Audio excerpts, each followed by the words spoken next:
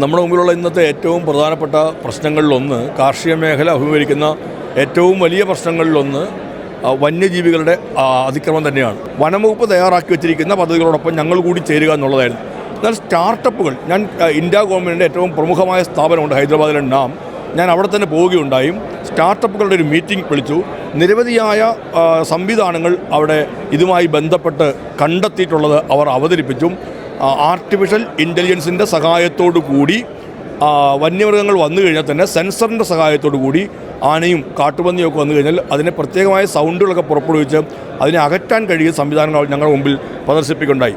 തിരുവനന്തപുരത്തെ സ്റ്റാർട്ടപ്പുകളുടെ ഒരു യോഗം കൃഷി വകുപ്പ് മന്ത്രി എന്നുള്ളിടത്തിൽ ഞാൻ തന്നെ വീണ്ടും വിളിച്ചു കൂട്ടി. അതിലേറ്റവും മികവാർന്നത് ഏതാണോ അത് പരീക്ഷണ അടിസ്ഥാനത്തിൽ കേരളത്തിലെ കൃഷിയിടങ്ങളിൽ പ്രയോഗിക്കാനാണ് ഞങ്ങൾ തീരുമാനിച്ചിരിക്കുന്നത്. ഇതെല്ലാം പരീക്ഷണ അടിസ്ഥാനത്തിൽ നോക്കുന്നതിനും മെച്ചപ്പെട്ടതാണെന്ന് കാണുന്നവ സർക്കാരിൻ്റെ കൂടി ഇടപെടലോടെ സഹായത്തോടെ കേരളത്തിൻ്റെ കാർഷിക മേഖലയിൽ പ്രയോഗിക്കാനുമാണ് കൃഷി വകുപ്പ് തീരുമാനിച്ചിരിക്കുന്നത്. തീർച്ചയായിട്ടും സ്റ്റാർട്ടപ്പുകൾക്കൊരു വലിയ റോളുണ്ട്. ആ സ്റ്റാർട്ടപ്പുകളുമായി ചേർന്നാണ് ഈ കാര്യങ്ങൾ ചെയ്യാൻ ഞങ്ങൾ തീരുമാനിച്ചിരിക്കുന്നത്.